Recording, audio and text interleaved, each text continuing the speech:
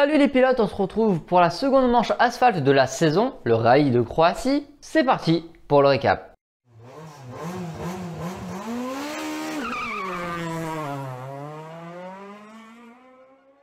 On commence sans plus tarder avec le Junior WRC. C'est la rentrée des classes depuis le rallye de Suède. Pas moins de 17 pilotes sont présents sur cette manche et c'est le Turc Turkan Ali qui prend la tête de course. Malheureusement, ce dernier sortira de la route. C'est l'Estonien Romé qui prend la tête de course devant Ransonnet le Belge et Norbert le Roumain. Ransonnet ne posera pas trop de problèmes puisqu'il aura des soucis, dégringolera dans le classement et ce sera l'autoroute pour Romé. En effet, débarrassé de toute concurrence, il augmentera petit à petit son avance et s'imposera sur ce rallye avec près de 2 minutes d'avance sur Gil Taylor, l'Australien. Après avoir fait deuxième en Suède, c'est la première victoire de la saison pour Romé. C'est également le premier podium pour Taylor et pour Norbert. Logiquement, il prend très largement la tête du championnat. Le deuxième était relégué à 2 minutes et le troisième était déjà relégué à plus de 4 minutes. On espère un peu plus de suspense pour la prochaine manche qui aura lieu en Sardaigne. Et on passe au WRC2. Gryazin, Rossel ou encore Siamin sont présents sur cette manche en WRC2. Grid Smith ou Payari sont présents sur cette manche, mais eux ne marquent pas des points, sont là avant tout pour prendre de l'expérience. Gryazin prend la tête du rallye devant Rossel. Gryazin enchaîne les meilleurs temps et a fait une petite avance sur Rossel, mais les écarts sont déjà grands. Troisième, Pepe Lopez est déjà à plus de 30 secondes et Lauri Jona, le Finlandais, est déjà à 1 minute.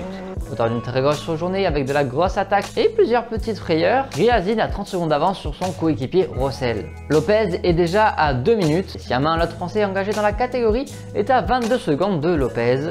Il peut encore jouer le podium. Samedi, Rossel se sent visiblement mieux puisqu'il enchaîne plusieurs bons temps scratch et remonte petit à petit sur Gryazin.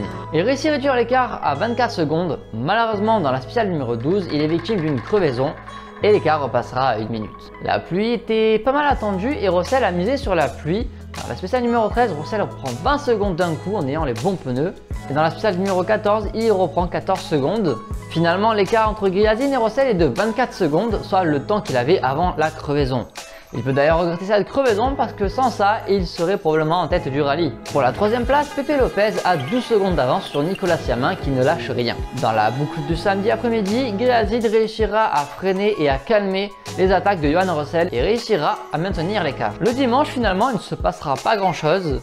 Nicolas Siamin termine 4ème, Pepe Lopez a réussi à stopper notre Français dans la lutte pour le podium. 3ème du coup Pepe Lopez qui signe un autre bon résultat, c'est la première fois qu'il roulait sur ce rallye de Croatie et avec sa seconde place obtenue au Monte Carlo, ce sont des bons points pour le championnat. Rossel termine 2ème après avoir été pas mal dominé par Gryazin sur ce rallye. Il prend des bons points pour le championnat. Gryazin remporte cette manche en WRC2, ça fait longtemps qu'il n'avait pas gagné depuis 2022. Au championnat, Johan Rossel est ex-aequo avec Oliver Solberg.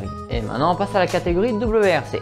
On démarre le vendredi, il n'y a pas de super spécial ici et ça fait plaisir. Neuville Vidague font le meilleur temps devant Evans Scott, Ogier Landais, Tanak Jarveoja, Fourmeau et Coria. La route est vachement dégradée. En effet, après le passage des concurrents sur asphalte, la route se pollue et certains pilotes donc perdent du temps en ayant une route plus polluée, plus de glissades, etc. Evans récupère un peu de temps dans la spéciale d'après, mais Neuville reste en tête. Ogier lui est à 17 secondes et semble être un peu embêté par la pollution de la route. Neuville récupère le temps perdu sur Evans. On se dirige vers une bataille à 3 entre Neuville, Evans et Ogier. On retrouve notre bataille de Neuville et Evans, que ce soit pour le rallye ou pour le championnat pilote. Ogier pour l'instant reste 3ème tandis que Fourmeau est 5ème en train de chasser la 4ème place de Tanak. Neuville enchaîne les bons temps et prend un petit peu d'avance sur Evans. Ogier se retrouve à une demi-minute. Les conditions météo sont assez froides à Croatie. De la neige est visible sur les bas-côtés et malheureusement sur une des spéciales, Ogier prendra de la neige fondue et perdra du temps évidemment. Rien ne semble arrêter Neuville sur ce rallye, à part les pneus Pirelli, puisqu'il est victime d'une crevaison, tout est chamboulé. Il réussit à rester en tête pour un petit dixième, mais dans la spéciale d'après, Evans s'emparera de la tête de course. Mais c'est sans compter sur l'abnégation de Neuville qui réattaque et reprend la tête de course pour 0 secondes. Pour l'instant, c'est Neuville en tête avec 0 secondes 0 dixième d'avance sur Evans. Grâce à ça, Ogier a recollé à 6 secondes 6 du duo. Tanak 4ème et assez loin d'Ogier. 5ème Fourneau est à 10 secondes à peu près de Tanak. Et derrière, Katsuta, Mikkelsen et Munster ne semblent rien pouvoir jouer à la régulière. Les écarts entre eux sont très grands et sont très loin des 5 premiers. Samedi, dès le réveil, Fourmeau signe le meilleur temps scratch et semble attaquer fort pour récupérer la place de Tanak. Ce dernier réussira quand même à récupérer du temps et conforter sa 4e place face à notre Français. La pluie est prévue dans la matinée et Toyota a donc misé sur les pneus pluie à l'instar de Neuville et Hyundai. Et cette pluie finit arrivée dans la seconde boucle de l'après-midi. Toyota récupère la tête du rallye avec Evans pour 2 secondes et 7 secondes 6 d'avance sur Ogier. Sur la spéciale d'après, Neuville attaque fort, très fort. La première partie de la spéciale était épargnée par la pluie, donc il réussit à prendre beaucoup d'avance et récupère la tête du rallye. Un coup à toi, un coup à moi entre Neuville et Evans. Neuville reprend un tout petit peu d'air face à Evans, mais au samedi soir rien n'est fini, sachant que plusieurs pilotes se sont fait quand même des frayeurs à l'image de Sébastien Ogier. Et le dimanche, Evans récupère d'emblée 2 secondes sur Neuville pour le général. N'oublions pas, le dimanche, nous avons un deuxième classement qui démarre pour la journée uniquement du dimanche. Et dans ce super dimanche, Katsuta prend la tête du rallye. Puis la course s'emballe dans la spirale numéro 18. Fourmeau tape un plot qui évite de couper et malheureusement abîme sa voiture et doit s'arrêter dans le bas-côté de la spéciale, perd un temps fou à réparer, mais perd tout espoir de bien figurer au classement. Mais ce n'est pas le seul élément. Evans partira en tête à queue dans le sous-bois et Neuville, lui, perdra la voiture et tapera dans un arbre et endommagera fortement sa voiture. Il réussit à terminer la spéciale et tout cela profite à Sébastien Ogier qui prend la tête du rallye. Mais dans la Power Stage, rien ne changera. Ogier remporte ce rallye, le 59e de sa carrière et son 100e podium.